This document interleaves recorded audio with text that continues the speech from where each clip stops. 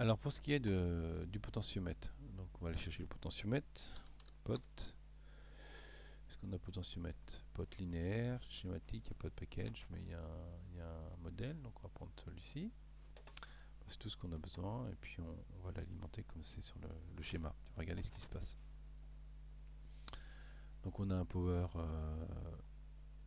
on a la masse d'abord, voilà, le power. Alors si on regarde au niveau du schéma, alors c'est où sur le schéma, et voilà, le potentiomètre. Voilà, donc on a, ah si on a une résistance de 220 ohms en plus. Puis on va se connecter par exemple en RA0. Voilà. Donc VCC, masse, voilà. Et puis on a une résistance, on va prendre une résistance, une RES de 220 ohms. Ok. 220 ohms. Notre potentiomètre il fait combien? Il fait 10 kilo ohms.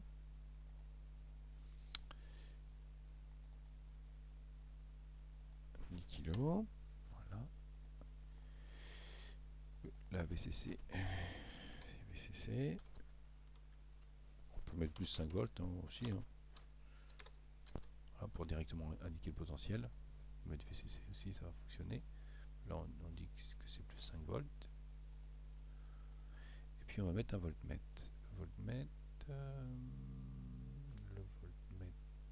là c'est le générateur. Il est là, instrument. Donc c'est un voltmètre continu, DC. Voilà.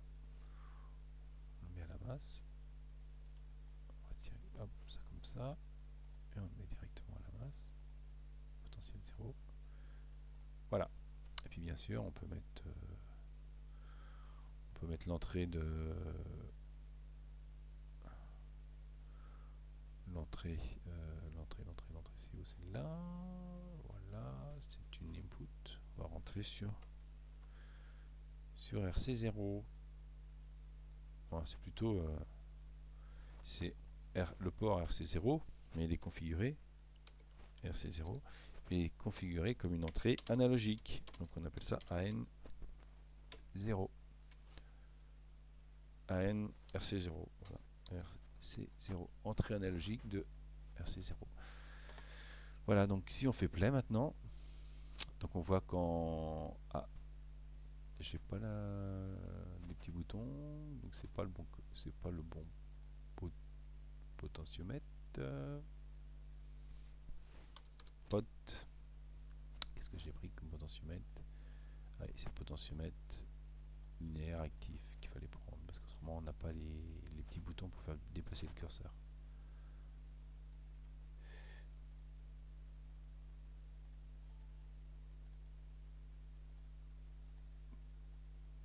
Voilà. Parce que on peut pas simuler le fonctionnement du potentiomètre. Voilà. Donc on fait play. Donc quand on voit au milieu on a 2,5 volts. Si on descend, on diminue la tension à 0 et si on monte, on va monter jusqu'à 5 volts en 4,99. Donc c'est pour ça qu'il y a des résistances de pied. Voilà. Alors après c'est converti. C'est-à-dire que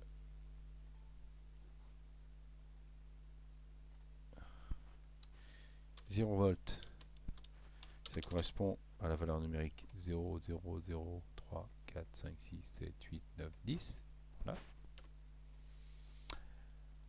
Ensuite, 5 volts, c'est égal au niveau logique 1, 2, 3, 4, 5, 6, 7, 8, 9, 10. C'est-à-dire en décimale 1023.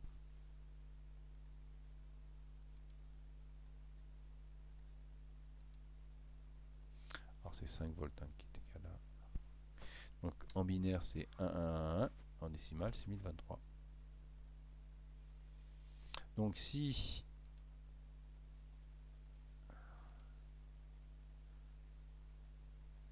si 0 volts c'est la valeur binaire 0, 0, c'est-à-dire en décimale 0, et que 5 volts ça correspond à 1023. Et bien, si vous faites le calcul 5 volts, donc c'est une fonction linéaire, donc si vous faites 5 volts divisé par 1023, vous avez ce qu'on appelle le quantum, qui vaut 4,89 millivolts. Donc, pour marquer un dernier texte, si on a 4,89 millivolts, c'est-à-dire 0,00489 volts, et bien c'est égal à 0,003, 4, 5, 6, 7, 8, 9 à 1 en valeur numérique en décimale, et donc 0,0000001 en binaire. On appelle ça ici le quantum, c'est-à-dire la plus petite variation qui va se passer ici, qui va donner un niveau logique 1, une valeur numérique 1. Bien sûr, si on a le double, hein, si on a 4,89 fois 2, 4,89 fois 2, c'est-à-dire 9,78. Donc si j'ai 9,78 millivolts, c'est-à-dire 0,00978 volts, et bien j'ai 1, 2, 3, 4, 5, 6, 7, 8, 1, 0, c'est-à-dire 2 en décimale. Donc 0,0000001, 0 en binaire.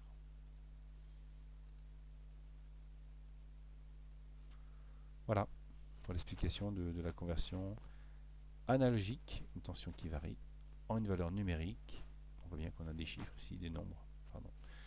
Donc valeur 1, 2, 3, 4, 5, 6, 7, 8, 9, 10, donc 10 bits. Donc soit ils sont tous à 0, soit après ils augmentent pour arriver tous à 1. Et donc en décimale, on va de 0 à 1023.